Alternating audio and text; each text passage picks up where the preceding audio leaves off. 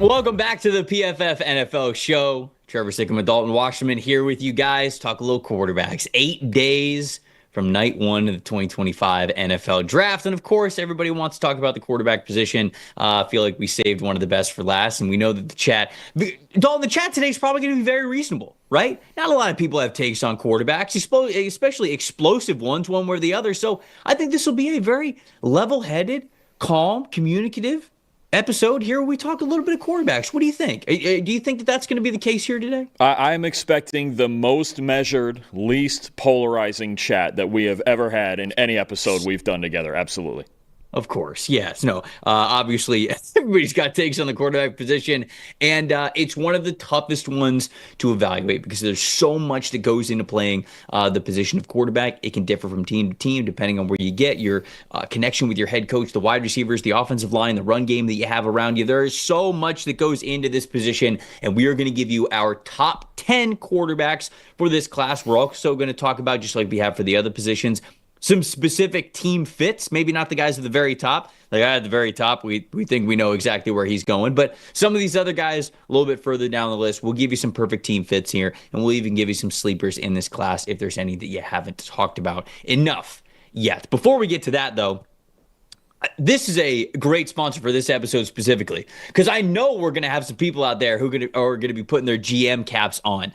And today's episode is brought to you by Ultra GM. If you think that you can draft better than your favorite team's general manager, if you think that you know what makes a great quarterback and what doesn't, head on over to Ultra GM and put that to the test yourself. Ultra GM gives you the chance to prove that, to run a franchise yourself. Choose a team, acquire that team's full roster, build and shape it through free agency, the college draft, trades, and even the practice squad. You'll manage to get the real salary cap in there as well. Make sure you navigate that the right way. Real player contracts using Ultra GM's tools to make that super easy.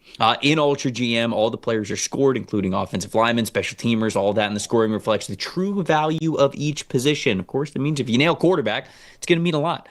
Plus, of course, the football action that's played on the field. Compete against your family, friends, strangers, even your real team's GM to see who is truly the Ultra GM. No fantasy football platform or GM simulator has ever provided the degree of realism and engagement that Ultra GM offers. If you think you could be a better GM, Ultra GM's your chance to prove it. Visit ultragm.com today to sign up and put that to the test. All right, Dalton, let's get right to it. Top 10 quarterbacks that we have on the PFF big board. Drum roll, please. Cam Ward is number one for me. Actually, that is sort of ruining the suspense because you're a Shedeur Sanders guy. So let's talk about it here. Shedeur Sanders versus Cam Ward. I've got Cam Ward at number one. I got Shedeur Sanders at number two. Talk to me about why you would have Shedeur Sanders is your QB1, and we'll sort of have a bigger conversation about these two guys. Yeah, I won't sit here and tell you I have a big issue with whichever of the two that you have, number one. Look, do I like Sanders a lot? Absolutely. I think he's incredibly accurate. His mechanics are clean. He's played extremely clean football during his 2 years at Colorado. Reset Jaden Daniels' Power 5 record for turnover-worthy play rate over the past 2 years of the 1.3% turnover-worthy play rate. Look, everyone's talking about Shedeur and having to work around this offensive line and taking too many sacks and improvising and this and that. But again, I go back to the fact that he kind of had to for Colorado to win ball games because of that protection and the complete lack of a running game. They ran the ball less than any other team in the country this year. So it was really just on his shoulders, on Travis Hunter's shoulders, the rest of the weapons, and a defense that improved. But Shedeur, I think, just plays the game like an NFL quarterback, right? I think when he is protected enough and he is able to step up in the pocket, that's what he wants to do, is make his reads and throw the football accurately, and I think he sees defenses like an NFL quarterback. I understand he's not the most physically gifted guy, and again, I do think it's extremely close between him and Cam for the top spot. Cam, a little more of a gunslinger, at times reminds me a little bit of a Caleb Williams. I know Max Chadwick is throwing in a loose Jordan Love comp. You have Ben Roethlisberger, so if you want more of a gunslinger who's more fearless and makes those tight window throws, he's not afraid to make any play on the field, I get it. Cam Ward's your guy. I do think Shedeur Sanders under better structure on an NFL, a functional NFL level offensive line with a running game that just exists because it didn't even exist at Colorado. I think his ability to play within structure and throw the ball accurately where it needs to go is absolutely his superpower. I think it's getting underrated. There's too many times when people are looking at, he took too many sacks and he tried to improvise too much. He really had no choice. This was how Colorado had to win ball games. I think under more structure, Sanders can be really good. These are clearly the two best quarterbacks in this class to me. Whichever order you have them in, I don't really argue too much. I like Sanders. Even I'm finishing off my big board, and I have Sanders literally one spot ahead of Ward on the big board. So I think you could essentially tie them for first. I know, Cam's got better tools, and people prefer that. I like Sanders. I don't think it matters too much either way. I think they're both going to be really good. Having them both back-to-back like that, that's a draft analyst coward's way out, and I do it all the time, unfortunately. Like, if there's two running backs who are different in style, and I'm like, I like both of these guys in equal amount, you just put them right next to each other on the big board, and you're like, I don't care. You guys decide who you take here. It's probably a coin flip for me, or it obviously depends on what team's going to be on the clock for that sort of preference. I like the Jordan Love comp as well. So I think that Max is sort of right on with what we're supposed to think of Cam Ward and what he could be in the NFL. It's hard not to get carried away with some of the great things that he does, because it is that, Patrick Mahomes and Ben Roethlisberger and Tony Romo and Jordan Love at his best, right? It's that type of player where you're making plays that it just feels like other quarterbacks aren't even attempting, and the way that you process the game is pretty special. So, we've talked about what these guys do really well. I want to sort of flip the question, and I want to have this conversation with you. What would hold Ward and Sanders back? Right? I think the scouting is a lot of what they can do. We've talked a lot about what these guys can do, right? I mean, you just sort of rattled it off right there. I mean, what does Cam Ward do well? He's that gunslinger. He'll look and attempt those passes that not other quarterbacks do, and he's got the arm to be able to do it. And Shedeur Sanders, he's got ice in his veins when pressure is in front of him, and he was able to deal with a lot of unconventional and I'll just say not ideal situations behind Colorado's offensive line, especially that first year that he was there with the Buffs. And so I think that we talk a lot about what these guys do well. What is something that would hold them back? Like, what is something that, man, if this doesn't work out for them, or if they show more of this at the NFL, it's just not going to work for them. They're not going to become starting caliber quarterbacks. So for these two guys, we've talked about what works for them, what we like about them. What would hold them back from being starting caliber quarterbacks at the NFL level? And then I'll give my take after you give yours. So for Ward, I think it's about shooting from the hip too often, right? And we see it from Jordan Love. We've seen it from Caleb Williams. Obviously, we've seen it to the extremes with guys like Will Levis even in Tennessee. And his turnover-worthy play rate for his career usually hovers around 3.5%, which is decent. It's not at an elite level like, say, Shedeur Sanders or a Jaden Daniels would have, right, where they're down at, under 2%. But that's what it is the Cam Ward's one bit of kryptonite, and it showed up less this year at Miami, was late in plays trying to do too much instead of taking the throwaway, taking the sack, living to play the next down. That's what you're talking about, is trying to fit those balls into tight windows. He's also got, I believe it's 46 fumbles in his career across 5 years of college football. Just a little bit loose with the football and having stretches of turnovers. Even in a couple of games that Miami won this year, you look at the Cal game specifically, and just times where he's trying to be Superman too often. So reeling it in and understanding that playing to live the next down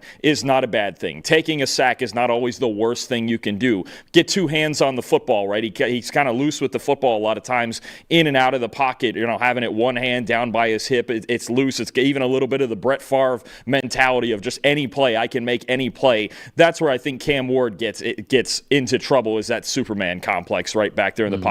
For Shedeur, the thing I'm actually the most worried about is him going to a team with poor pass protection like he did at Colorado. So I know, the betting favorite to take him right now is the Saints, and where that concerns me is they were the team that was dead last in pass blocking grade last year. If he goes to the Cleveland Browns, I don't think he's going to at number 2, but if he does, is that offensive line sustainable? Can they protect him long enough for him to operate in the pocket? Because, he probably won't be able to improvise in the NFL even as much as he did in Colorado. He's going to have to learn to step up in the pocket more often. And if he goes to a team with poor pass protection like the Browns or the Saints, I worry early in that process how that could go and how that could affect him mentally when it comes to taking hits early in his career. That's what I would worry about. If Shedeur is protected, I have a lot of faith that he can function at a high level in the NFL. But going to a team, if you go to a team in the top 10 you're likely going to a team with a bad offensive line, right? It's the part that would have intrigued me maybe about going to a team like the Raiders or the Jets, who both seem like they're not going to do it, is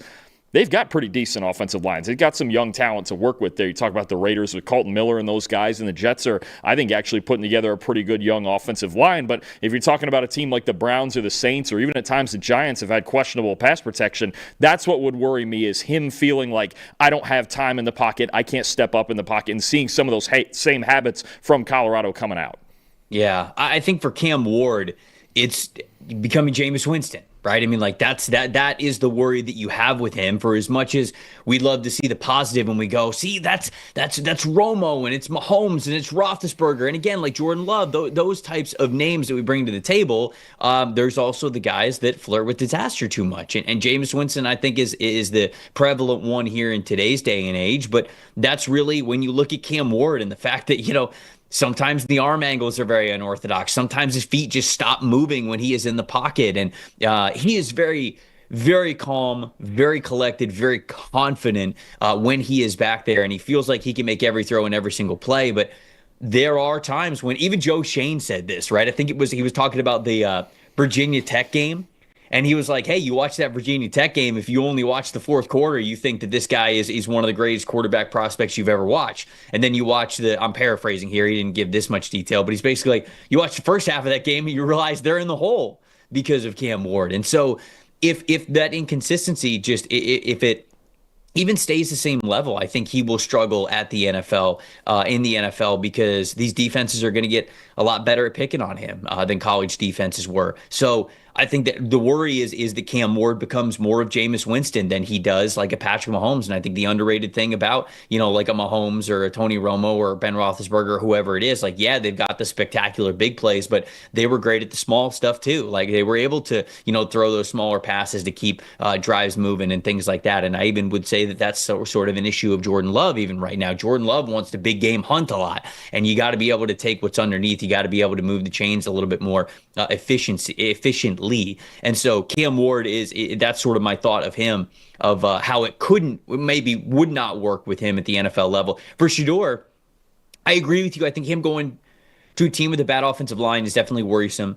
He's not a super mobile quarterback. The pressure to sack ratio is very high for them. Sometimes it's self-inflicted, and sometimes it's just the fact that he doesn't have a lot of escapability to him.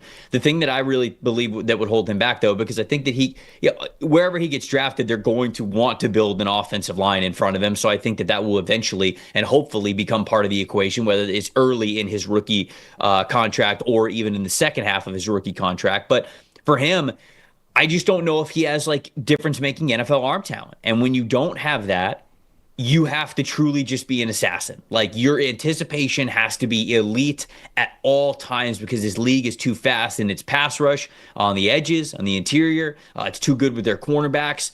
Defensive backs are too good at recognizing and anticipating themselves. They're too good at breaking on the football. If you cannot fire that bad boy in there with pace, I think you can get in trouble. And so that's my big worry about Shedeur Sanders is if he had even a little bit better of arm talent. Like if you told me he would have a tier 2 NFL arm, I'd be okay with a lot of the other stuff. But that's the part that really worries me. I've said for this whole process, I think Shedeur could be a solid starting quarterback in the NFL, but I think that his overall arm talent is what will hold him back from being a consistent tier 2, and then of course also a tier 1 quarterback in this league. And if you're taking one in the top 10, if you're taking one in the top 5, top 3, 1 and 2 with Cleveland and New York, that's where I sort of get my reservations about a player like that. Now, do they have a quarterback desperate need? It's high enough to where you say, hey, we just got to take one anyways. That's a different story. But that is my thought process for Shedeur Sanders. Yeah, no, I understand it. I mean, that lack of tools, and for as much as everybody's looking for tools now, when you look at guys like Josh Allen and Justin Herbert, and even the more dynamic tools like Lamar Jackson and Jaden Daniels, that is what's missing. And there might have been more of an appeal to Shedeur 20 years ago when we were in the golden age of pocket quarterbacks with Brady and Manning and Breeze. But I think even guys like Joe Burrow and Brock Purdy and even a Kirk Cousins when he was healthy show us that you can still win a lot of football games with that type of player. And you mentioned it. It's got to be his anticipation. Maybe has to get a little bit better and would get better with better protection. Extremely accurate. I think It's clear to me that he's the most accurate quarterback in this class, and that's the one trait to me that he has that isn't necessarily teachable. There's guys who have made jumps in accuracy. You know, Josh Allen made a significant jump in accuracy as he completely overhauled his mechanics, after his second season. But I think when you talk about natural accuracy and ball placement, Sanders has that in spades. And I think as long as, again, if he's protected and he can set his feet in the pocket, he has a chance to make all of those throws. Yeah, he's not going to make the 80-yard throws. He may not lead the league in big-time throw rate or something like that, right? But I think when you talk about getting in a rhythm, being a rhythm passer, and being able to function in an offense when he is protected, and a more balanced offense than he used at Colorado, where he doesn't have to throw it 50 times a game, I think that would actually benefit him scaling things back some. And look, we didn't think the 49ers would succeed with the last pick in the draft, Brock Purdy, and his lack of tools, but we've gotten this far, and Purdy's about to make $50 to $55 million a year. So it's entirely possible that you can win games with Sanders if you can structure it right. Crimson in the chat is saying, didn't Shedeur kind of show at his pro day that his arm talent isn't as bad as people make it out to be? I would say that there's a massive difference between throwing at a pro day and throwing in games. And I would say this too. Shedeur has the best mechanics of any quarterback in this class, I think. They are very pure. He knows how to string it together. The footwork all the way through the throwing motion, like it's excellent for Shedeur. So when he is in a super controlled environment, his fundamentals will absolutely show out, and he'll be able to put a good amount of pace on the ball. But as Greek Trojan also says in the chat, arm talent isn't pro day. It's full strides, deep shots, it's off-platform stuff, muddy pocket strikes, things like that. That is something that I would also agree with. I'm not really worried about when Shedeur can fully plant his feet and fully follow through with the football. What I get worried about with him is when you're on the run, when you're off-platform, when you can't set your feet, and you've still got to be able to fire the football with pressure in your face or cornerbacks, coming down, or you trying to hit a whole shot to the sideline. Like, that's the stuff that I get worried about with them, because those throws are required in the NFL. So from a clean pocket, yeah, I mean, I think that this guy could be phenomenal, because we've seen him be phenomenal there. I just get a little bit worried. We can wrap up this conversation with Ward and Sanders, because we've talked about them a lot throughout the draft process, by simply, I'm going to ask you, Dalton, and then I'll answer the question as well. Are you comfortable taking Cam Ward and Shedeur Sanders, and obviously, like, make it individual between these two? Are you comfortable taking them in the top 5? Are you comfortable taking them in the top 10? Because top 5 means Browns or Giants. Top 10 means Jets or Saints. Or I'll just say even the first round at all. Like, would you be comfortable in what layers would you be comfortable taking these quarterbacks? And obviously, if you say that you're comfortable with them in the top 3, then obviously you'd be comfortable in the other areas. I think top 10 is a good range for both of them. I think I understand why Tennessee is taking Cam Ward first, and he's got the arm talent for sure, and he was the highest graded quarterback in college football this year at Miami. So I understand that first. And honestly, for Shedeur, I still think he should be at least on the table for the Giants in 3. I understand if they go with Abdul Carter. I understand if they trade down, but I think he should at least be an option there at number 3. But I would feel comfortable, particularly in this class where I'm not a huge believer in the depth behind these two guys. I would say top 10 is that range. Giants, Raiders, Jets, Saints. If somebody wants to trade up for Sanders, we'll see if they want to get ahead of the Saints with that, get to maybe the Panthers with the 8th pick, or if there's another team that wants to trade back. But I think top 10 is a good enough range. I have them both in the high teens. I think it's 18 and 19 where I have them. So is it a little bit of a stretch? Sure. Would they be in that second tier of guys right around that Michael Penix, Bo Nix range last year? I think, yeah, they would be in that group. They wouldn't be in the first group with Caleb and Jaden and Drake from last year. But I think a top 10 pick for them, even the Saints at 9 for Sanders, makes a lot of sense as long as they can protect him. I don't have any issue with a top 10 pick for both of them. I would take Cam Ward in the top 10, and I could understand any of the teams in the top 3 taking a chance on Cam Ward in this specific draft class. I am not nearly as comfortable with Shedeur in the top 10. I would consider him at 21 for the Steelers. I think that that's fine. Ideally, I would love to get Shedeur Sanders somewhere in the second round, but we know that that's not really how it works with quarterbacks, especially for teams that are as quarterback desperate as the ones that are in this particular class. So The way that I would say it is I'm comfortable with Cam Ward in the top 10. I get why the Titans are taking him number 1 overall. You got to take a swing at it. And at least he presents a Pro Bowl caliber ceiling for you.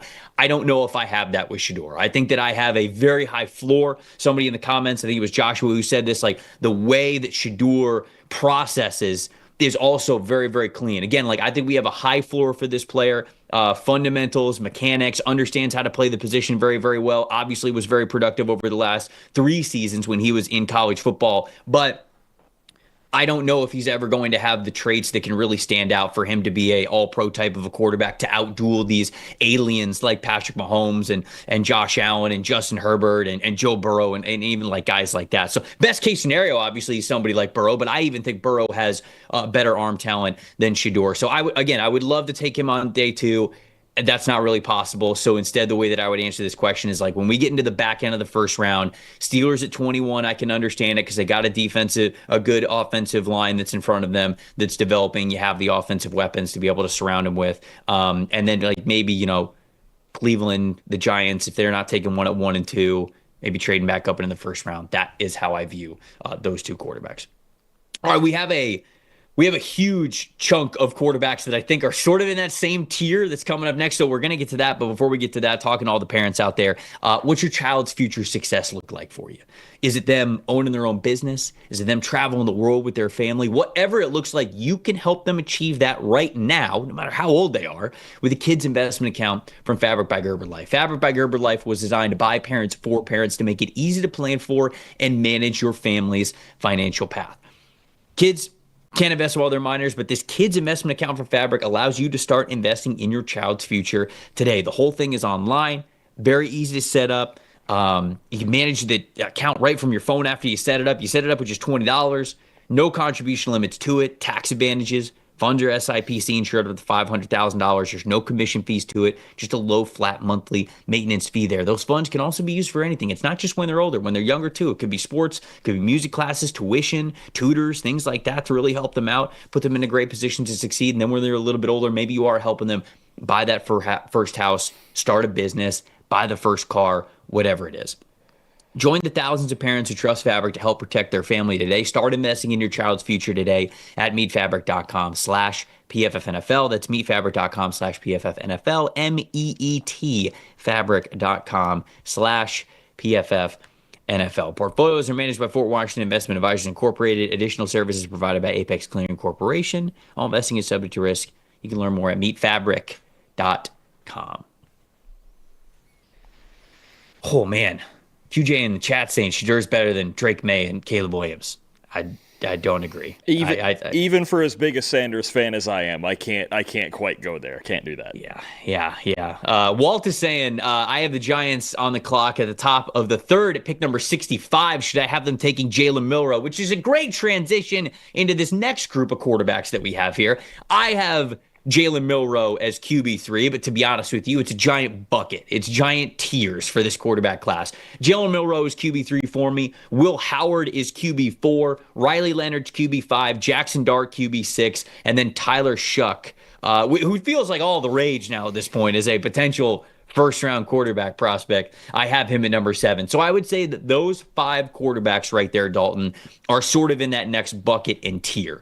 Do you see that the same way? And I'll sort of give you dealer's choice of how you want to talk about these guys. Personally, I see 3 through like 10 or 11 in the same bucket. I think you have a boatload of guys beyond the first 2 in this class that are some form of either developmental, maybe starter one day, or competent backup. I think they're all kind of in that range. They all have different skill sets and they all have different flaws. I have no issue with the 5 that you have there as the next 5. Obviously, there's some other guys, Dylan Gabriel, Quinn Ewers, Kyle McCord, that we'll get into. But I think beyond the first 2, you could have them in any order that you want, and I really wouldn't argue all that much. It depends what type of quarterback you're looking for and how you think in the offense that you're running you could develop them. If you want to go with Milroe as the most physically gifted guy, I get it.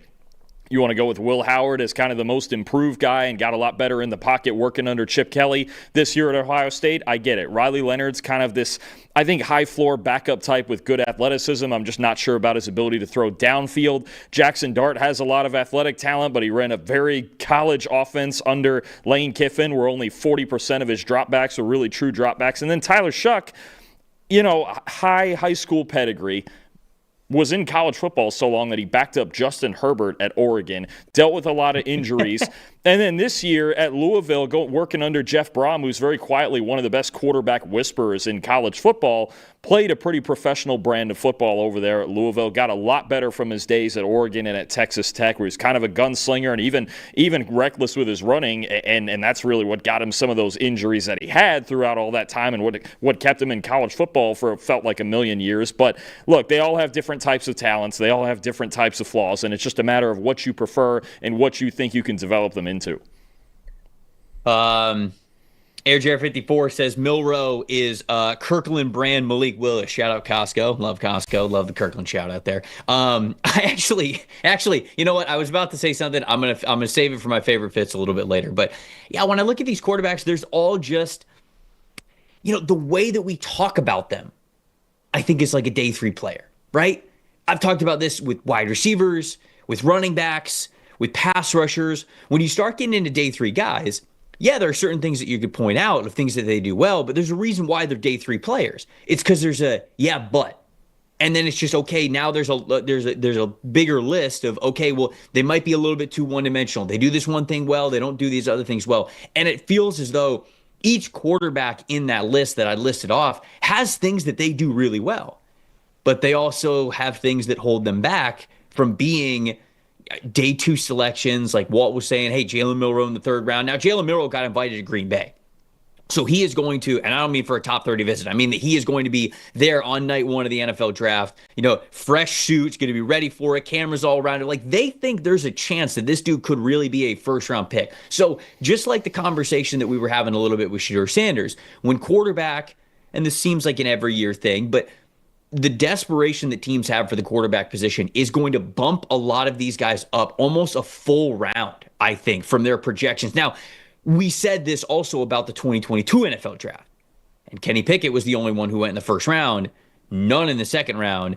Next quarterback that was off the board was Desmond Ridder at like 81. So maybe we do get something like a 2022 NFL draft, but it just doesn't feel like that's going to be the case with how desperate a lot of these teams are for quarterbacks. But Milrow, I think a lot of people know, elite traits, really good rocket arm talent, great when he's outside the pocket, fantastic runner, makes fast guys look slow, if you will. The pace that he has with the ball coming off of his hands, I think his mechanics are actually a lot better, and they have gotten better over the last couple of years. He's just not super consistent. And I think him having a little bit smaller hands, now they're not as small as they measured in it, what was it, the Senior Bowl?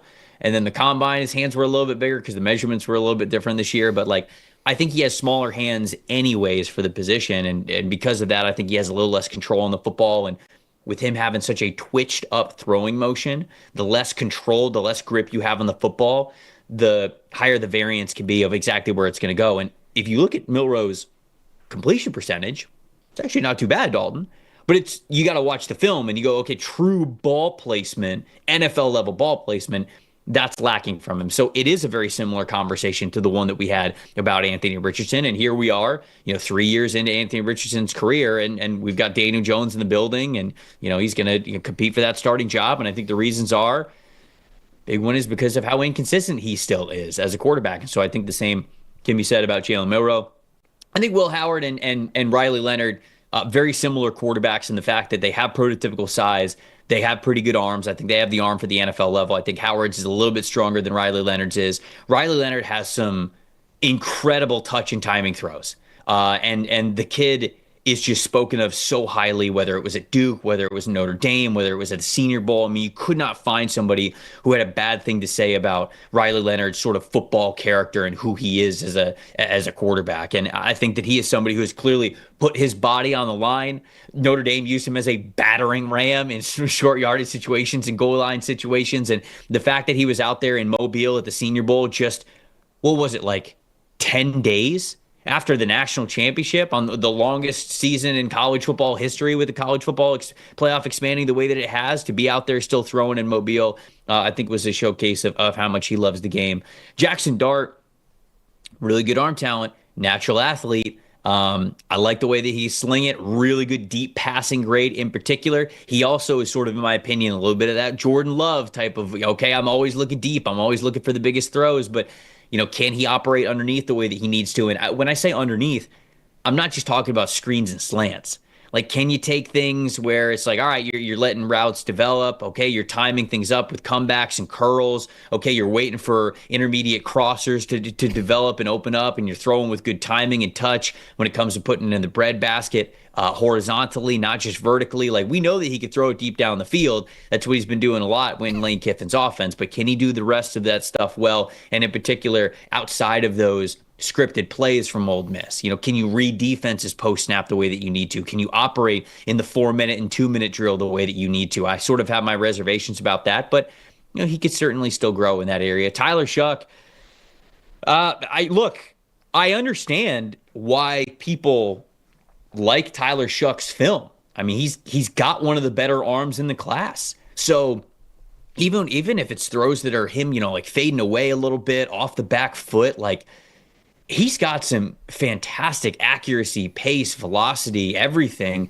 on a lot of these intermediate and deep throws that you just go like, okay, were all of them completed? No, but they were hitting the wide receiver in the hands, or at least they were giving them a chance to make a massive play on the football. The issues with him is the long injury history, right? He's got the shoulder injuries, he's got the ankle injury, and I think it's understandable.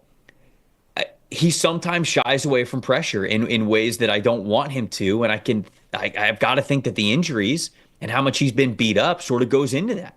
I think that his natural style as a quarterback is to continue to just retreat in the pocket. I really didn't see a lot of him stepping up when there were pressure around the edges, him being able to stand tall, make a throw when he needs to, not give up his fundamentals. Instead, when a lot of pressure was coming in his face, it was like, all right, well, I'm kind of like fading away a certain way. And to his credit, he's got the arm talent to where, okay, he can be fading away from where pressure is coming right at him, and he's able to sort of change his arm angle and his release angle to get the ball exactly where it needs to go. And there are times when that has been the case, which just, again, shows off his NFL-level arm talent.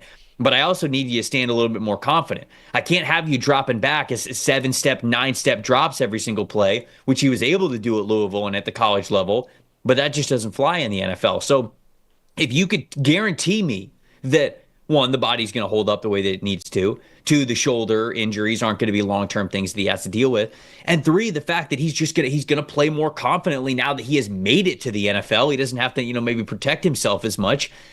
Then I could talk about him somewhere on day two. But right now, if I don't get that, I'm worried about him not being able to complete the football in the big moments when pressure is mounting, and being able to have that sort of confidence there. So that's a little bit of a scope of what I see of those five guys there. And yeah, I'll hear what you sort of have to say in response to any of that as I sort of look at the chat, because I'm sure that we've got some takes on these guys. Yeah, I think Shough is so interesting because 2024 was really the first year where he got to play a full season, whether it was, he was a backup in another situation, or he's got a long injury history, right? And I think you mentioned it right about not being able to step into pressure. Now, to me, I know everyone's talking about the off-platform and the arm angles and things like that, and that's great because everybody's looking for the next Patrick Mahomes, but I think where Shough succeeds the most is ripping the ball down the sideline. I think that's where he's always been most comfortable. When you watch him at Texas Tech, when you watch him at Louisville this year throwing to guys like Ja'Cory Brooks, it really was, okay, if he can rip that ball down the sideline, whether it be from the pocket or outside and improvising, that's when he operates best. To me, it would be a question of standing in the pocket with the bullets flying and getting balls down the middle of the field, right? Being able to use the whole field, getting it down the middle of the field and not just the sideline. I have a little bit of the same questions even with Jackson Dart, where that was an offense that was designed so much to get the ball outside the numbers, right? And deep outside the numbers. Those two guys to me would have a similar concern there, where I go, if you don't go to a certain team, like, say, maybe the Pittsburgh Steelers, the way they operated with Russell Wilson last year, those deep shots outside the numbers are just not always there in the NFL unless you have a dynamic running game that can force defenses into single high, right? Think about the Eagles with Jalen Hurts. Anytime a team went press man, A.J. Brown, go ball. No question, right? Think about the Steelers, right, with Pickens and now with Metcalf and the way they operated with Russell Wilson last year. Press man, cover one, go ball. But you just don't always get that with more too-high looks, with more deep zone looks in the NFL. This is the issue, I think about with Jackson Dart.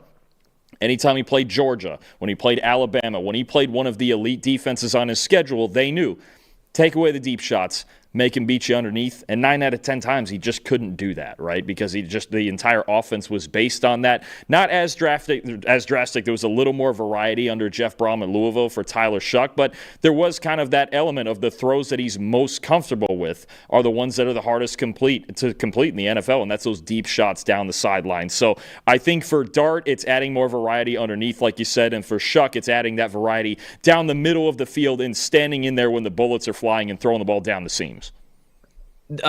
Walt, I think, was saying Riley Leonard is generic version of Daniel Jones. I think a lot of people see Riley Leonard as like a next Daniel Jones, and I think the Daniel Jones conversations got very tiring because he was the quarterback of the New York Giants, right? If he would have been the quarterback of, I don't know, a less notable team around the NFL, maybe we're not talking about Daniel Jones as much. Maybe he doesn't get as negative of a rap. Like if he would have been the Arizona Cardinals starting quarterback. No offense to the Cardinals. Not saying that we don't care about you. You just don't get as much love on First Take and ESPN and NFL Network as the Giants do. I hope that that's not breaking any bubbles for you guys. But like, I also sort of wonder a little bit of like, I thought Daniel Jones was like fine, but it was the fact that we had to talk about Daniel Jones all the time on all the biggest football shows that I feel like, okay, it's because when you say like, hey, he's generic version of Daniel Jones, it's like, okay, Daniel Jones still like won a little bit in the league, not a lot, and again, like not for as much as we were talking about him. He was overrated in that fact. But if Riley Leonard is Daniel Jones and you're getting that type of a player in the late third, early day 3 portion, like that's actually okay. Like I'm actually cool with that. It's kind of the same thing with Tyler Shuck. My comp for him is Mike Glennon. If you tell me that you're getting Tyler Shuck, who has the injury history, who's 26 years old, but he still has a pretty good arm to him, if you're telling me that we get that at the beginning of day 3, I'm cool with that. If you tell me that we've got to draft that in the 33, 34 at the top of the second round, now I'm super skeptical. Now I've got to tell you a lot of what I don't think is going to work with this prospect. And I think the same conversation is there with Jackson Dart. So it just feels like an overinflated quarterback class. And that is why we talk about it like we've talked about 2022 and wondering if it's going to be the same thing. Okay, because we heard, Malik Willis, he could be a top 10 overall pick. You just draft the traits. Malik went in the 3rd round. Desmond Ridder, he's QB1. Look at how he operates things. He's got the size. He's got the overall arm talent. He played a very clean brand of football over the last 2 years. He goes in the 3rd round. And so do you have a leaning one way or the other, Dalton? Do you think this is going to be close to how 2022 was drafted and we're just sitting here talking about it the way that we are because we have to talk about the quarterback position? Or do you actually believe that some desperation from these teams is going to make it so we are going to still have quarterbacks go pretty high in this draft? It's tough to tell around the bend of the 1st round and into the 2nd round with all those teams, with the Browns and the Giants picking right at the top of the 2nd, with the Steelers at 21. I think you could get an element of a lesser version of that. It depends on 3 guys, really: Milroe, Dart, and Shuck, and what all of those teams in that playoff range, like the Steelers or even the Rams at 26, and then the Browns and the Giants around the bend of the 2nd round there. It depends what they think of these 3 guys, right? I think the rest of them, I think you could see Leonard, Howard, guys like Kyle McCord. You may not see them picked until day 3, right? And it depends on the flaws and the vision for the offense. And you have to remember, too, for NFL front offices, and this is the danger, even like in a guy like Daniel Jones, who the most genuinely shocking part about Daniel Jones, the fact that he went 6 overall. That's why we talk about him so much, is because the Giants were gutsy enough to take him 6 overall when a lot of people had him as a 3rd or 4th round type of talent, right? And that's the part where you always go, okay, who is desperate enough to do this? Me personally, would I? No, I wouldn't. Keep building your football team. I don't know what the Steelers are going to do at quarterback because we're 8 days out and we still don't have Aaron Rodgers signed, right? So It's tougher when you're that desperate, when you're a team like the Steelers that's trying to make the playoffs. I don't think it's all that tough for the Browns. I don't think they have to take somebody at 33 at quarterback. I think they could keep building the team, and honestly, you could wait till next year. We don't expect the Browns to make the playoffs this year anyway, right? So why force a quarterback? Why force a Jackson Dart? Why force, a Tyler Shuck earlier than you want to?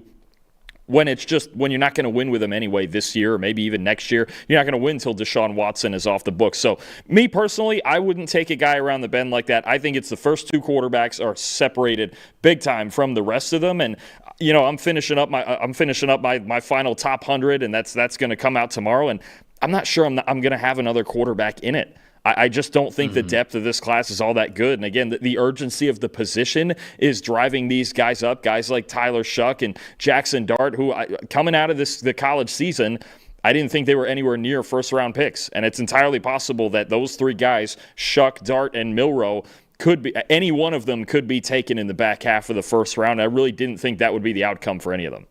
Yeah, I'm pulling up my big board now. Let's see where I have these quarterbacks. I don't think I have another quarterback in my top 100. I think you have Milroe right at 100 at spot number 100. Yeah, I do. I have Milroe right at 100. Yeah, coward's way out, baby. Love it, love it. Now I can say like he was right at 100. So I could have been much lower on him. Or if he goes a little bit higher, be like, I had him in the top 100. So that's what you got to do when you're a draft analyst. You got to be able to game it a little bit. Then I got Will Howard at 125, Riley Leonard at 129, Jackson Dart at 132, Tyler Shuck at 134. Like that, I just got a bunch of those guys as early day 3 type of players. So that's sort of how I feel about this quarterback class. To round out the top 10, though, before we get into some like ideal landing spots for some of these guys, not just the dudes at the top, but also some of those guys that we said are a little bit more projections. I got Dylan Gabriel at 8. I got Quinn Ewers at 9. I got Kyle McCord at number 10. Thoughts there on rounding out the top 10? Do you have any other quarterbacks outside of those 3 guys on there? I think the only other guy that I'm going to mention who I snuck into my top 10, I forget over who, Curtis Rourke from Indiana, too, is a guy that I like in a similar vein as all these guys. Like, could be a functional backup if he's protected well. He's willing to make a lot of especially intermediate throws. Ran a heavy RPO offense at Indiana this year and was very efficient. And to me, going back to even the 2022 tape of Curtis Rourke at Ohio, I thought that was a 4th or 5th round type of quarterback. Got torn ACL at the very end of that year. Didn't look quite right in 2023. His mechanics looked a little bit off as he was still recovering, but he had a fantastic season at Indiana. So I would bunch him in and call it a group of 11 that we're really looking at with Curtis Rourke there. But no, Kyle McCord, look, great year at Syracuse. Obviously, Quinn Ewers, 5-star prospect who never quite consistently hit the level that he should have. And Dylan Gabriel's interesting because he's played such great football for, I think, 6 years of college football across 3 schools. And you just the tools, the lack of tools, right? 5'10", 200 pounds, doesn't have an elite arm. I think really struggles to throw into tight windows in the red zone. But I think I even saw a clip yesterday. Former PFFer and now CBS sports analyst Mike Renner has Dylan Gabriel QB3. So that's where you have. Ooh, okay, Mike. Yeah, that's where he just said the experience, and he's played good football for a long time. And as much of a variety as we have in the later parts of this quarterback class, I can't even kill it because I just think most of these guys from 3 down to 11, I think it's pretty much interchangeable. I really do. And you mentioned having all those guys between like 100 and 140 that you just mentioned. That's how I view them all. Maybe, in the mid to late 3rd round, you would take this guy in a vacuum, but a lot of them feel like round 3 to 5 talents that you either need to develop or they're going to be functional backups. I don't know that we have another star. I understand the argument with Milroe, and fun enough, Max Chadwick and I, we got to do a mock draft. We got to get Chris Collinsworth's mock draft yesterday, and he's got Jalen Milroe going 21 to the Steelers. He's got Milroe as the 3rd quarterback taken because of the dynamic physical tools, right? And I get the argument. I get it. If you need to add that sort of dynamism to your offense, then Milroe's your guy. If you want a functional deep thrower, it's Jackson Dart. If you want an RPO guy, maybe it's Kyle McCord or somebody like that, or Quinn Ewers, right? It's just, I think so many of them are so interchangeable. And the one part that's tough about it is there's a few of them that are getting pushed into that first-round conversation, I think higher than where we've evaluated them.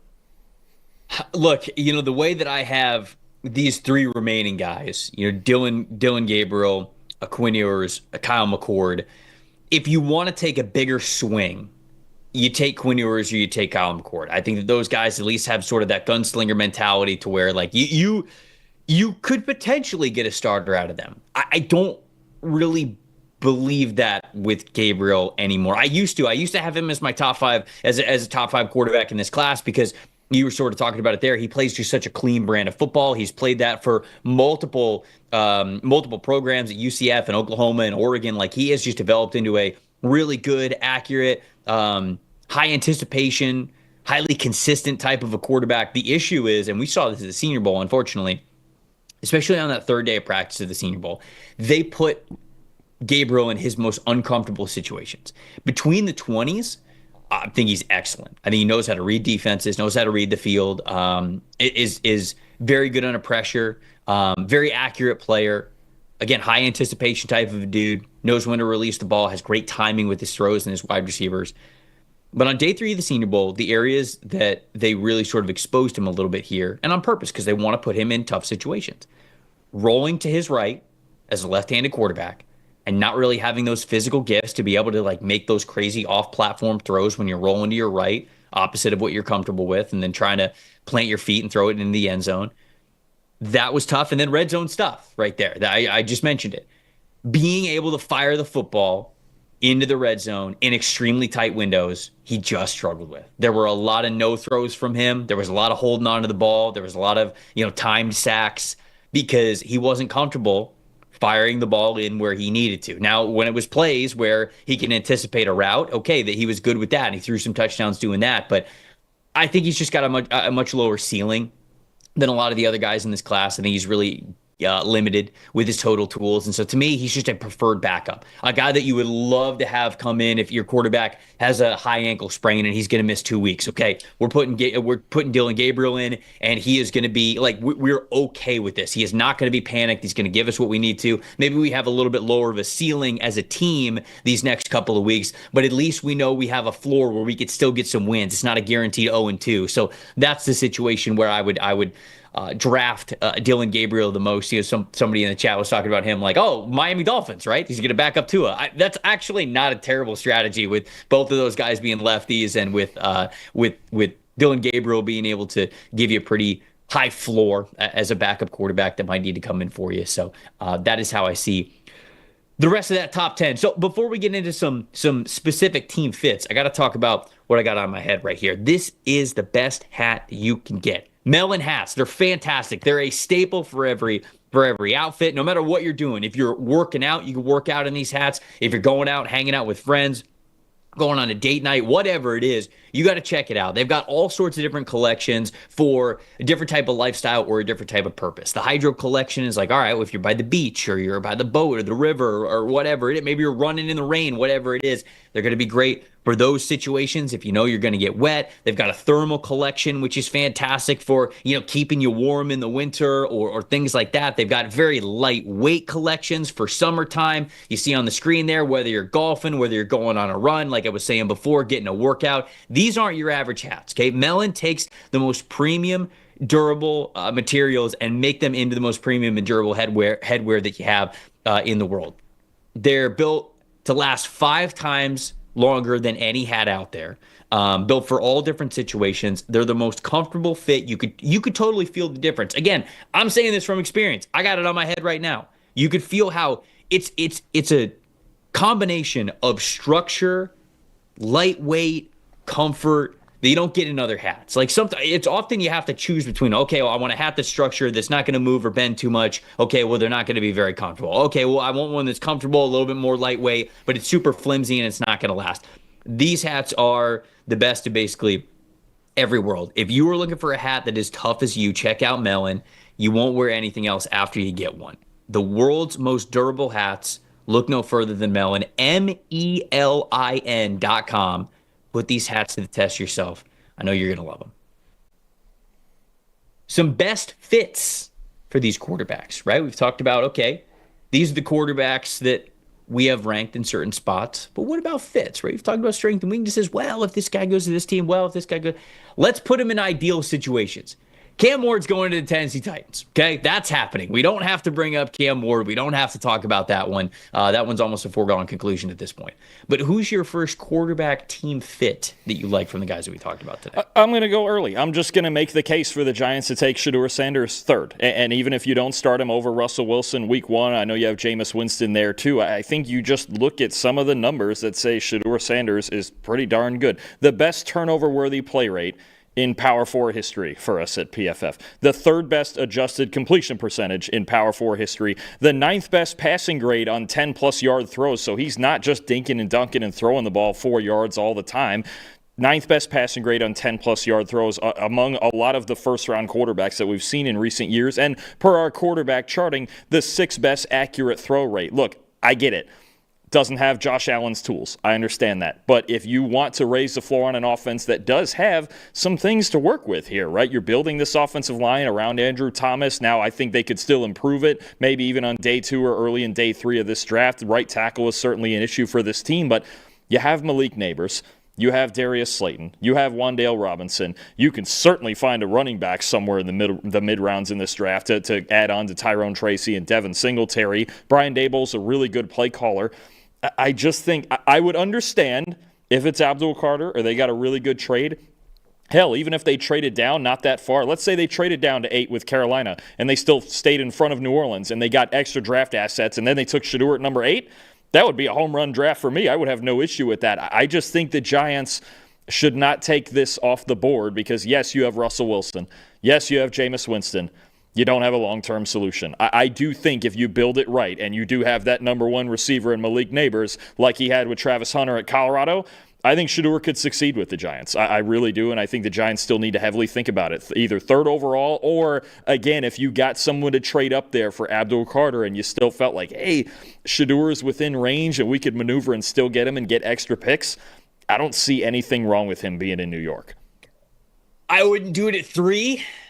But I respect Brian Daboll, right? I think that Brian Daboll is great at working with quarterbacks. I really do. So I like that connection there. And then, of course, having Malik Neighbors. That's a pretty good wide receiver 1 to have going into the NFL. I worry a little bit about the offensive line. But, again, not every quarterback situation is going to be perfect, especially for the guys that you're drafting early. If you told me that they're trading back up into the back end of the first round for Shedeur, I could be all in on this one at 3. It's a little rich for me, but I can understand the landing spot of what we're talking about here and the fit here with Shedeur Sanders. Okay, so for my first one, I'm going to go with Jackson Dart. Let's talk about Jackson Dart. Los Angeles Rams. I think this is an ideal spot for Jackson Dart. Getting to work with Sean McVay, getting to work with Matthew Stafford, and he doesn't have to start right away. Now, the Rams, they pick at 26. Then they don't pick again until 90, and then they have another comp pick at number 101. They have a 4th-round pick after that, and then they have 4 6th-round picks. So perhaps you can move up from pick number 90 and trade up maybe somewhere into the 2nd round, early part of the 3rd round, and draft Jackson Dart, and you don't have to draft him at number 26. But independent of how they might be able to get him, this is a situation that I absolutely love. Again, they don't really have a quarterback in waiting. It's not Stetson Bennett. I think that they need somebody else there. And without Matthew Stafford, I mean, like, they were going to have to turn the page big time from the quarterback spot and get pretty desperate and aggressive. I'll use the word aggressive. I won't say the word desperate. For a quarterback if they would have traded Matthew Stafford somewhere when he was sort of exploring a trade. So now you bought yourself a little bit of time. I think you've bought at least another 2 years with Matt Stafford, who is playing at an extremely high level. And we've talked about this before on this podcast. If that game in Philadelphia is not snowing, there's a chance that the Rams make the Super Bowl. There really is. I think this is a great spot for him. It would allow Jackson Dart to sit for likely 2 years, get to learn McVay's offense, get to learn behind Matthew Stafford, and really expand how he sees the game. Because I think if there's a critique of Jackson Dart, like we talked about here on this show, it's the fact that everything has been very streamlined, or it's a lot more simplified in Lane Kiffin's offense to be able to tack deep, to be able to put a ton of points on the board. And it's not a lot of patience. It's not a lot of underneath stuff. And you can get that in the Rams offense, and he can learn that behind Matthew Stafford and with Sean McVay. So the Rams and Jackson Dart are an ideal spot for me. What do you think? I think so. I just wouldn't do it at 26. I think you. No, I wouldn't. I wouldn't want to do it at 26 either. But if you could somehow make it happen in like you're trading up from number 90, I would like that a lot for them. Absolutely. The problem is and I think even you mentioned that big gap between the Rams picks from 26 to 90. They're actually, I think, a quieter trade down team that I think we haven't talked about enough. We talked a lot about Minnesota at 24, maybe even a couple others more so than the Rams. The problem is if they're trading down from 26, there's a decent chance that the team coming up to 26 is coming up to take Jackson Dart. So if he were to ever fall either somehow naturally to 90, great pick. If they were to trade back and somehow Dart got through that bend around the start of the second round, and maybe even if they got into the middle of the second round or early third round, took Jackson Dart, great. With where this team is and their mentality that they've taken this offseason with keeping Stafford, with signing Devontae Adams, with signing other veteran pieces, if they make a pick at 26, I think it's either got to be something on defense or offensive line depth. I understand. I know there's been talk about getting a right tackle of the future with Rob Havenstein maybe being in his last year at right tackle. But that's the conundrum we're in here with the Rams is, yes, you would like a succession plan. But I can't take one in the first round. I think this team is gearing up to try to win a Super Bowl. You mentioned how close they were to beating the Eagles. I think there are only one or two more defensive pieces from really making that run happen, and that's what I would take at 26. If they trade down and they found a way to get him maybe in the mid to late second round, cool. I have no issue with that. If he ever had the big drop and fell all the way to 90, sure, take him at 90. But the idea is fantastic. Doing it at 26, I just wouldn't be able. I know that's been mocked in some mock drafts that we've seen this pre-draft season, but I wouldn't do it at 26. There's no way. For the Rams, for a team that I think is only one or two defensive pieces away from possibly winning a trophy, I wouldn't do it in the first round. Walt saying, I do think that the Browns or the Giants take Jackson Dart at 33 or 34 if he is available. I could absolutely see it. Nate in the chat is saying emphatically that the Rams like Jalen Milroe. I don't know if I'd like Milroe there. I mean, I guess I trust Sean McVay enough. I think it could be fun. I've thrown that out there before as sort of like a off the wall type of a pick because I do think it would at least be fun because when you look at McVay in the NFL, he's had Jared Goff and he's had Matthew Stafford. Neither of these quarterbacks are mobile at all whatsoever. So we can sit here and say like, Sean McVay doesn't like those types of quarterbacks.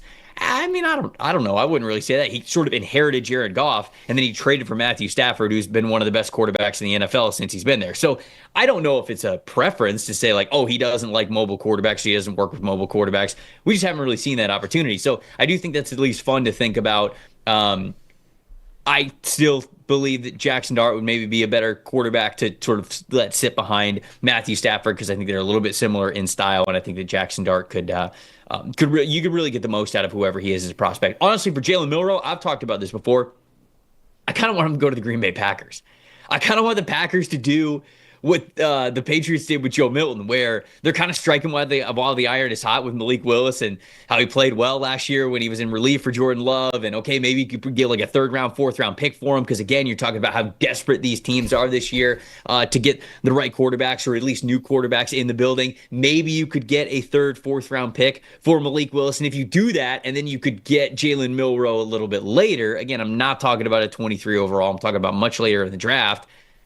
You could basically just reset the quarterback window for you with having him on a rookie deal. Malik Willis is entering the last year of his rookie contract. If you're able to draft Jalen Milroe, it's sort of that developmental curve. It's the same thing. We saw how well Malik Willis was able to play under Matt LaFleur in that Packers offense. You kind of do the same thing with Jalen Milroe, except just reset that rookie contract window. So that is actually my landing spot for Jalen Milroe. Is I would actually like to see him with the Green Bay Packers behind Jordan Love and get to sit and become a little bit more consistent there, just like we saw with Malik Willis. So that's my second one. Any thoughts on a Milroe landing spot there before we get to your second one? Milroe is so tough because if you're going to eventually have him as your starter, you need to design the entire offense around him like the Ravens do with Lamar Jackson, like the Commanders do with Jaden Daniels. And I think the most realistic spot where that would make some sense, and he could develop for a year or two. He could really, he's got a coach who would have experience with more mobile quarterbacks, with Josh Allen and with Daniel Jones. The year they made the playoffs is the Giants. I think that would make sense. I think the most sense for the Giants, more so than the Browns. I think with what Kevin Stefanski wants to do on offense and the way he runs that Shanahan system there, I don't know that Milroe would necessarily fit the timing and the way they run that offense under center. The Giants make sense. If I had a backup spot, and it's a spot that's been kind of occupied with the recent signing, is I mean, who better for a guy like Jalen Milroe than Greg Roman out there with the Chargers, right? And I think that's the exact reason that the Chargers signed Trey Lance to the deal that they did, is that Greg Roman has that experience with guys like Alex Smith, with Colin Kaepernick, with Tyrod Taylor, with Lamar Jackson, with all these mobile quarterbacks. Justin Herbert is actually the changeup from what he's used to, and we even saw him take off and run a little more often this past year too. So, as a developmental guy, I would love to see him get to the Chargers under Greg Roman, but they already signed Trey Lance. I don't know that they're necessarily going to do that, but if you're talking about the way you have to run the offense with Milroe and those teams between 20 and 40 that might pick him, it's probably the Giants that make the most sense. Who's your second guy? So my second one is Kyle McCord, and I have him to actually the Pittsburgh Steelers if they decide not to take a quarterback in the 21, first round. Yeah, in the first round. Yeah, 21. Yeah, nice. Max would approve. I already know with the Syracuse background there, that's exactly what he would do, no question. But, I think about Kyle McCord and what he did at Syracuse last year. Now, I know he doesn't have the A-plus arm, but he had the best deep passing grade in college football last year, and he had the most completions outside of where you would have the NFL numbers. He was chucking the ball deep and outside a lot, and they did it a lot last year in Pittsburgh with Russell Wilson. He had, I believe, the first or second best deep passing grade in football. And you have DK Metcalf and George Pickens out there on the outside to reel those balls in. So I think if you have Kyle McCord there, I know they already have Mason Rudolph, who's kind of a similar passer, although hasn't worked out much in the NFL. And I'm going with the theory here of, if they're going to sign Aaron Rodgers in the next week or thereafter, then a day 2 or day 3 quarterback makes more sense. And I think Kyle McCord would be a good fit in the Steelers. The Steelers are so weird because they're one of the teams. I know they have Pickens and Metcalf.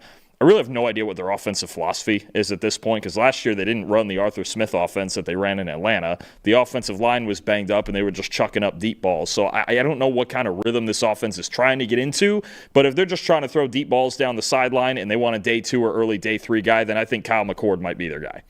I can see it. The way that they're setting up their wide receiver rooms is basically just a go ball. So Kyle McCord led the Power 4 in big-time throws. Also led the Power 4 in turnover-worthy plays. So, obviously there's a little bit of a give and take that goes on there with Kyle McCord, but at least he gives you the mentality that you're setting up your receiver room to have that type of a quarterback back there. So maybe I could definitely see that one as well. The last guy that I'm going to bring to the table is somebody that I see is also on your list, and we have him for different teams here, is Will Howard. I have Will Howard as a good fit with the Indianapolis Colts. And the reason why I like it is because apparently Anthony Richardson is already sort of on thin ice, right? He's going into next year with a quarterback competition with Daniel Jones, Daniel Jones is on a 1-year, $14 million contract with the Indianapolis Colts. Daniel Jones has obviously had the opportunity to be a starting quarterback in this league before with the New York Giants and failed doing that. And, he goes over to the Minnesota Vikings, and he wasn't really ever going to be the starter there behind Sam Darnold, but there's not really a lot in Daniel Jones' history as an NFL quarterback that tells you he could absolutely win this quarterback job and run away with it. I suppose that's in the cards. That's why they bring him in, because they have the faith that he might be able to do that. But there's the other side of the coin as well, where there's a reason why this guy's on his 3rd team already, where it might just not work out. The consistency level with him could also be an issue like it is with Anthony Richardson. If you drafted Will Howard, now the Colts, I think, just have all of their original picks, if I remember correctly. Let me pull this up really quick. Colts have 1st, 2nd, 3rd, 4th, 5th, 6th, 7th. Yeah, they just have all of their original picks in this draft. If you can get Will Howard in the 4th round, it'd be beautiful. But probably pick 80, maybe that pick in the 3rd round. Again, a little early for me, but it's a quarterback position, so I understand. And you say to yourself, hey, 3-man quarterback competition. Will Howard's likely not going to win it this upcoming year. But if you aren't happy with either of those 2 quarterbacks, if you don't love that either of them didn't really, take it by the reins, if you will, a year from now, you might be searching for a top-tier quarterback, but at least you have Will Howard on a rookie contract, and you feel okay about that, and you're not super desperate about it. Now, if you fail at both of those quarterback swings, maybe Chris Ballard's not there anymore, maybe Shane Steichen's not there anymore, so maybe the regime changes anyways. But to me, I actually like that situation because he gives you a little bit of mobility to him. He's a decent runner. He's sort of like Daniel Jones. I think that we've had the conversation that Riley Leonard is sort of that Daniel Jones type of archetype, but I feel as though Will Howard sort of is as well. Big arm, big body, can take some contact, has some mobility to him. So I like his fit with the Indianapolis Colts, especially if it's more of a long-term view and you get to draft him in the fourth round. You know what's funny with the Colts is I hear all of that and I think about, okay, maybe they take him at 80, maybe they take him at 117, maybe it's Will Howard, maybe it's Riley Leonard, maybe it's Kyle McCord. We've talked about a lot of these names with the Colts. Probably not. I'm going to assume probably not. I'm just getting into conspiracies here because we're a week out of it. But should we think about the Colts as a dark horse team to take a quarterback at 14? Man. I mean, because you have an open competition between Anthony Richardson, who has just not panned out through 2 years, and Daniel Jones on a 1-year contract. Is this something we should at least leave the door a crack open on? I suppose because of what I just said about why I think it would make sense for them to draft Will Howard in the fourth. If this was last year's quarterback class and you were choosing between, like, if you had the opportunity to take like a JJ McCarthy, a Bo Nix, a Michael Penix, like if you had the opportunity to take one of those guys sort of around the range of where the Colts are drafting this year at 14, yeah, I think that I could entertain it. But in this year's quarterback class, I'm not forcing one of these quarterbacks at number 14. I'm not. So it's the door is cracked open again because I just laid the logic of why them bringing in a quarterback would make sense. But I think it would make sense in the third or fourth round. I think if they drafted one in the first round, it would be that would be pretty ridiculous. I only wonder because he's so polarizing if it would be cracked open if Shedeur were there at 14. If he got by the Saints at 9, who obviously are the betting favorite right now, would Shane Steichen think about it, going, you know what, maybe this kid he could come in and win this job and just complete passes, because that's been the problem with Anthony Richardson is he just doesn't complete enough passes. Maybe we just go totally the other way. It's obviously the Shedeur Sanders could not be more polar opposite than Anthony Richardson, but yeah. You think about the way they run their offense and the way they want to move the chains, and look, they went 9-8 with Gardner Minshew for the most part 2 years ago. That's an offense that I could see with enough support for a guy like Shedeur Sanders that could get it done. I don't know that they would actually do it. Probably not. They'd probably take someone in the secondary or Jahad Campbell or a tight end or what have you. But I do wonder if Shedeur was sitting there at 14, if they would at least think about it and going, you know what, let's get another body in here if we're going to have an open competition and just see where it goes. All right. Who's your wait? You had a Will Howard landing spot. What was it? I do. And honestly, it's right back with his Ohio State offensive coordinator and Chip Kelly out there in Las Vegas, sit behind Geno Smith for a couple years. And I think that what we saw from Will Howard at Ohio State this year, and going into the year, we pretty much said Ohio State can be the best team in the country, and Will Howard throwing the ball on 3rd and 7 is going to be the X factor. That'll be the reason that they win or lose a national championship, right? And he did it at such a high level, 9th in the country in passing grade, 2nd in deep passing grade. And the biggest thing that was the question with Will Howard coming into the year was his ability to throw without play action, just drop back and throw the football. The last 2 years at Kansas State, each year his passing grade in non-play action situations was a 60. This year, gets with Chip Kelly and all those weapons, of course, they have there, and that goes up to an 80. Is it an elite level like some of the other guys we have in the draft? No, but certainly functional enough, right? And I think when you watch Will Howard and his progression mentally, basically outside of the Michigan game when he was pressured 50% of the time, he did everything Chip Kelly asked him to in a much more pro-style offense than he did at Kansas State. And I just wonder, somewhere in that 3rd round or 4th round range, if Chip Kelly would want him in there as the backup. I know they have Aiden O'Connell, but Howard's familiarity with Kelly and that offense and the ability to just sit back behind Geno Smith for a couple years and learn from Geno and everything he's gone through at the NFL level. And look, Will Howard's tough as nails. He's got that underdog mentality. He went to Ohio State again as the X factor and the underdog. Can this guy really be the quarterback of Ohio State?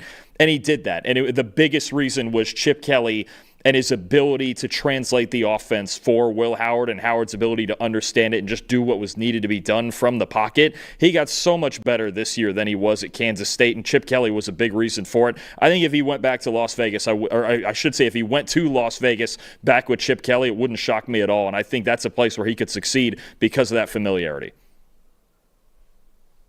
Okay, I mean, you're talking about a guy, again, comes from, and we forget at Kansas State, his heart, his athleticism, the rushing ability, so good. Won a Big 12 title there. I think, again, he just took that underdog mentality with him to K-State. He can bring that to Vegas, and you just have, Will Howard, the intangibles are off the charts. I will give him that too. The arm talent, it's not A-plus arm talent. No question. He's a dual threat guy. You want him involved in the running game a little bit, the design run game a little bit. But again, what he did mentally from the pocket and the way he ran this offense, and it is a luxury to have Jeremiah Smith, to have Emeka Egbuka, to have Carnell Tate, to have Quinshon Judkins. I mean, to have all those threats that he had. But there was adversity. They lost a couple of games. Their offensive line was torn apart as the season went on, and Josh Simmons got hurt. And he just keeps battling. I think Chip Kelly was a huge reason for it. Obviously, the supporting cast was a huge reason for it. The defense taking the pressure off of him. But no, Howard's a guy that I think, again, you know me, I'm all about connections and conspiracies. I say it with Hafley and Ezaraku in the first round and all sorts of other things. But I think it's somebody, if the Raiders are looking for a backup that fits in with Kelly more so than Aiden O'Connell, and depends what their opinion of O'Connell is still in the front office and with Pete Carroll and Chip Kelly. But Howard could be a target for them.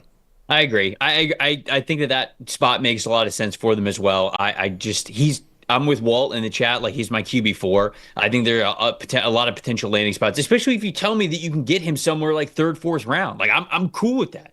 Draft him, developmental dude. I'm not worried about the arm talent.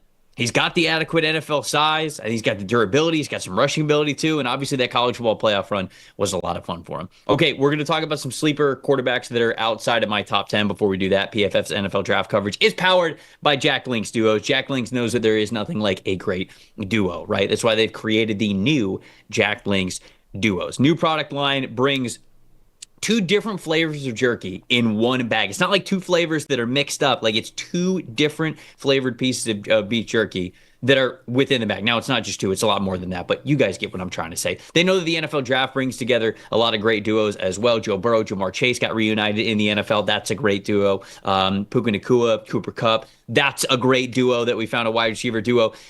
What about one that Dalton has talked about earlier today? Shedeur Sanders and Malik Neighbors. That's a fantastic draft duo that could show up here this year. So you see some of the numbers on the screen. We saw what Malik Neighbors was last year, 87.0 receiving grade as a rookie with the Giants last year. Shedeur Sanders, we have praised what he has been grading very highly in PFF system because of his efficiency, his accuracy, knowing where to go with the football. Him and Malik Neighbors, like Dalton mentioned earlier in the show, it's such an easy transition into, okay, Travis Hunter was my guy when I was at Colorado. Okay, now Malik Neighbors is my guy if I'm with the New York Giants. So I do think that Shedeur Sanders, independent of whether or not he should go number 3 overall, this would be a dream duo, this quarterback and wide receiver duo in the NFL. Jack Link's duos has a lot of really great flavors. Mango and jalapeno. It puts together the sweetness and the spiciness. It's got original and teriyaki. That's another flavor combo. We've got buffalo and ranch. It's a tried and true flavor combination there. You can find Jack Link's duos wherever you buy Jack Link's jerky, convenience stores, select Walmart, things like that. Check out that new duo product that they have there. Some sleeper quarterbacks here. Who else outside of the top 10 would you shout out here? It's like, hey, this is a sleeper. I'd probably take a flyer on him somewhere on day 3. Just somebody you're intrigued by. Yeah, I mean, I'll go with two guys, or I'll take another guy, because I mentioned Curtis Rourke earlier as someone who I think could sneak in, depending on how you're doing the ranks, he could sneak into that top 10 conversation. He had a great year this year at Indiana, bringing that team to the playoff really out of nowhere in his first year in that program. The other guy I'll bring up, another Big Ten guy, is Max Brosmer from Minnesota. He gives me this Jimmy Garoppolo vibe, right? He's got a quick release, good anticipation, wants to throw the ball. He knows he doesn't have a lot of athletic ability, but wants to throw the ball from within the pocket on time and gets to his second and third read pretty quick. That's the guy I think about when I think about Brosmer. It's Jimmy Garoppolo, right? And I think if a team like the Rams, if they didn't get a quarterback early and they just want another backup, remember Garoppolo was their backup quarterback last year. Did they bring him back again? I think do the Rams still have him behind Stafford? Do they still have him? I want to say they brought him back again. Check that for me. But I think it's a very similar style where you have a quick rhythm passer that wants to throw the ball on time. You're not going to get much improv out of him, but if you want a guy to come in and function as your backup, especially in a system like that has that rhythm and timing West Coast passing game, I think Brosmer could get the job done. Probably going to be something more like a 6th or 7th round pick, but you watch him, he's functional. And I think I watched a little bit of his New Hampshire tape before the season. I thought he threw a lot play action, down the middle, down the seams, deep crossers, things like that. And then this year at Minnesota, I think really stood in the pocket firm, against really good Big Ten defenses and played very well, especially as the season went on. But that's what you're getting. 3-step drops, throw the ball on time or get to your second read. And if nothing else, live to play the next down. I think he could be a functional backup at the very least at the next level. He does indeed play for the Los Angeles Rams still, so I think that's a good shout out there. This one's sort of like a Hail Mary, full pun intended. I don't know what you're doing with this guy, but can I just say that I'm intrigued by Brady Cook? I understand that when we say that, oh man, Luther Burden, his 2024 season wasn't as good as 2023. Brady Cook's a little bit of the reason why, but did you guys see this guy's combine? It's hilarious. All right, so he's over 6'2", 215 pounds. It's 41st percentile, 25th percentile for the NFL level. But his wingspan is like 80th percentile, right? And that's for quarterbacks. So these are some big dudes playing the quarterback position. Arm length is 70th percentile for the position. As an athlete, 1.53 10-yard split, 4.59 40-yard dash. That's 95th and 90th percentile. 37-inch vertical jump, a 10-foot 8-inch broad jump. That's 94th and 98th percentile. 7.013 cone, 71st percentile. 4.7 or 4.17 20-yard shuttle. That's 81st percentile. This dude's an elite athlete for the quarterback position. Okay, what happens if I line this up against tight ends? Dude, if we converted this guy to a tight end, he would still have elite athletic numbers. Those same exact numbers, if I read them off from the tight end position, obviously he's not built like a tight end, so he's 7th percentile in height, 0th percentile in weight because he's 215 pounds. So you'd have to throw some extra weight on him if you actually wanted him to move to tight end. But he's still 95th percentile in 10-yard split, 90th percentile in 40-yard dash, 88th percentile vertical jump, 96th percentile broad jump, 78th three-cone, 90th percentile 20-yard shuttle. That's not measured against quarterbacks. That's measured against tight ends. So Brady Cook is a sleeper to me because if you run any sort of offense that is option-based, a lot of RPO stuff, getting quarterbacks in motion and on the run, this is a guy that could be able to do that. And then if you wanted to switch him to a different position, I think that he might have the athleticism to do it. So there we go. Yeah, Cook.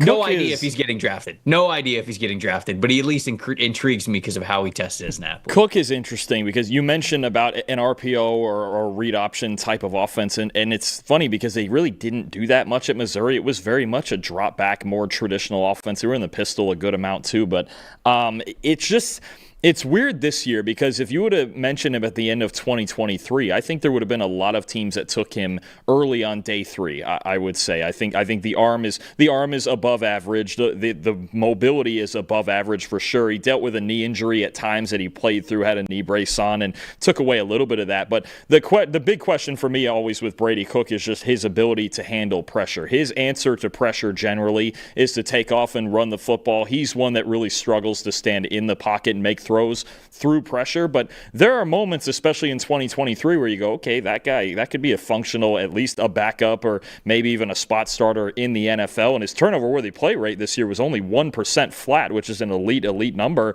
Does he give you enough high end, and can you support him, I think, with enough play action? Or like you mentioned, do you use his mobility and his athleticism even more in an offense? But I could see him being taken in the late rounds based on those tools, or he'll be a priority UDFA. Yeah, could be UDFA, but just the athleticism. Very intriguing to me. Appreciate everybody rocking with us here on this show as we discuss the quarterback position for the 2025 NFL Draft. I cannot wait until a week from now when we actually get to know where these quarterbacks are going, how highly they're going to be drafted, the fits, all those things that we could break down post-draft. Between now and then, if you guys have a PFF subscription, make sure that you're downloading the draft guide, that you're taking a look at the draft guide, you're running as many mock drafts as possible. And if you don't have a PFF subscription, well, now you can get one to do exactly those things. If you're watching and listening to this video, please like and subscribe. We would appreciate it. We've got a lot of really great content that we'll be giving for you all the way up until night 1 of the NFL Draft. During the NFL Draft, we're going to be live for all 3 days, so still doing that, just like we have been doing every single year. And then, of course, the post-draft coverage as well. We got one more episode coming for you this week. Same time tomorrow, 10 a.m. Eastern time, and it's going to be something that's going to be league-wide. I'm not sure if we're going to do, okay, let's look at some final team needs. Maybe we'll do some ideal draft hauls, something that's going to involve all 32 teams because we kind of want to take a wider scope. We've been looking at positional rankings, but we want to get more towards the team side of things as we will only be a week away from night one of the 2025 NFL Draft. I'm Trevor Sikkema for Dalton Wasserman. Thank you guys so much for watching and listening to the PFF NFL show. We'll see you guys tomorrow.